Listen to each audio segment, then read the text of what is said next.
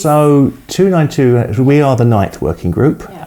And it starts at working group 1, Yes. which is terminology, and then there's a working group 2, which looks after business continuity and organisation resilience.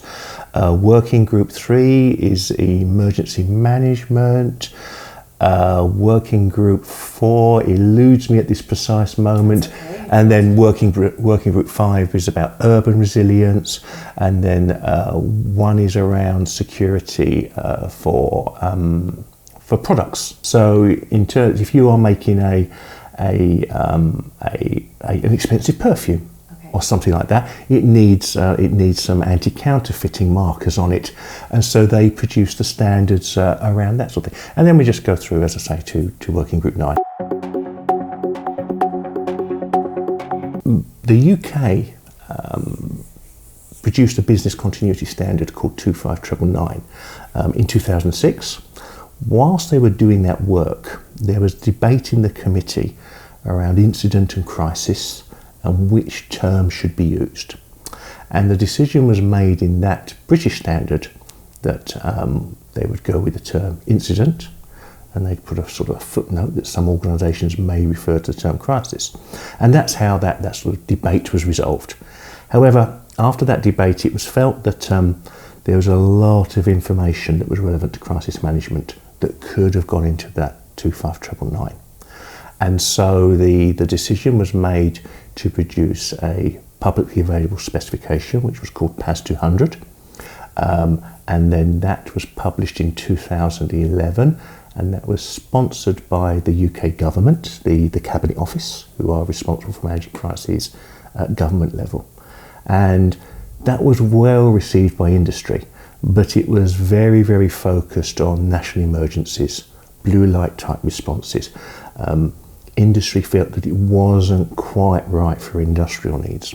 And so the decision was made to revisit that document, and they produced a revised document which was called BS 11200 on crisis management, good practice and guidelines, and that was published in 2014, and that was very well received. Mm-hmm. And industry liked that document, and feedback has been very positive on that document. However, it was also noted that there wasn't much going on at the European level in crisis management. The European Commission wanted to see standards on crisis management, and they produced Mandate 487 from the Commission, asking for countries to produce documentation. And in support of that mandate, we then took that British standard into the European arena, and then we improved it, and that became SEN TS 17091, and that was published in November of last year. Again, well received. However, people then said, well, this is just the European view of the world. What about the rest of the world? Great. Yes. And so the decision was made, okay, we'll elevate this to ISO. Yes. We'll take this to ISO. We introduced the new work item proposal to them. The vote was had, and it was successful. And then ISO appointed me as the convener of the work group and the project team leader. Wow. And so work actually commenced in October of this year. We had our first face-to-face meeting in Brussels, which was very well attended. Some great discussions and some good output. And the programme to produce this standard, it's envisaged that we'll get it done within 2 years. So we should by September of next year have a committee draft that goes out for global comment for all the national standards bodies. Everyone will be able to feed back their comments, their observations. And then from that, we'll take stock of what's said, revise the document, and then that'll go through a number of revisions.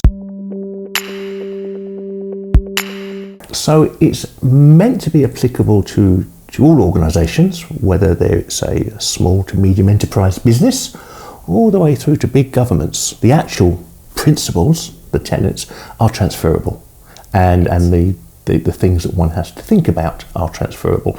It just becomes a sort of scale that becomes the issue.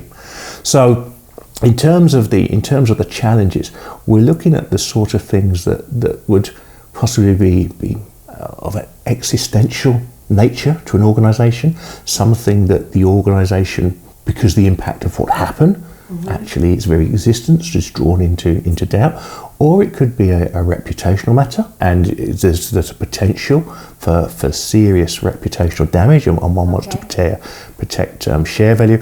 And there's research that came out from Oxford University 3 years ago that showed that after a crisis struck an organisation, the share value would tumble.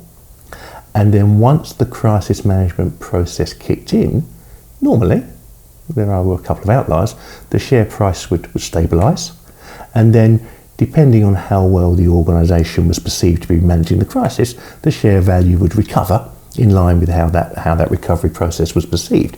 But normally, that worked. However, they also looked at those organisations that did nothing. And they found that with those organisations that did nothing, the share value continued to plummet. So actually, these sort of things have a financial value and have an importance to protect organisations. And so we're going to be talking things like perhaps like the NotPetya virus, something of that scale.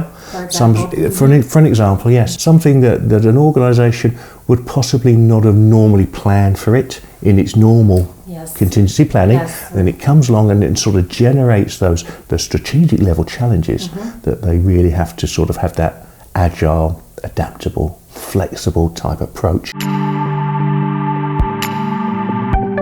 So because we're building on a good foundation from the European document, they've given us the accelerated timetable of 2 years, and I've been told that's an ambitious timetable. Normally these standards take about 3 to 4 years for them actually to get published, which one thinks about it for something as important as this, that's quite a long time really.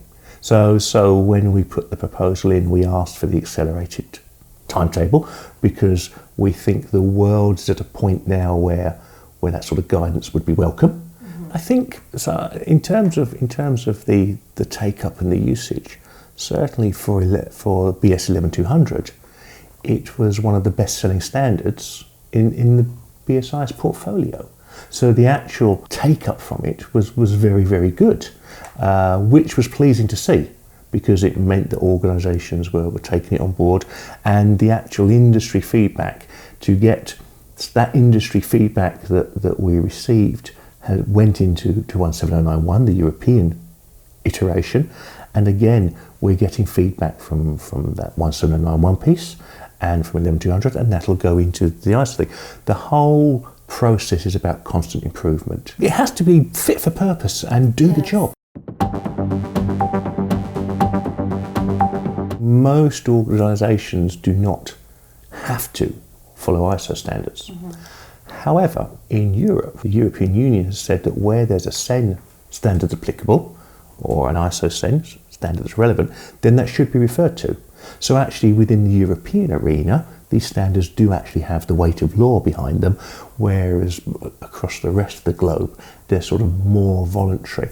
And the one thing that one may see, if an organisation is subject to a civil action or litigation, if they can then say, well, we followed the international standard, we did everything that they suggested was sensible, that can possibly assist in defending litigation and things like that, to show that one was being reasonably diligent and following good practice and following accepted norms. That can all help if one gets into a problem of a civil case. But generally they're not sort of written into legislation as a compliance tool.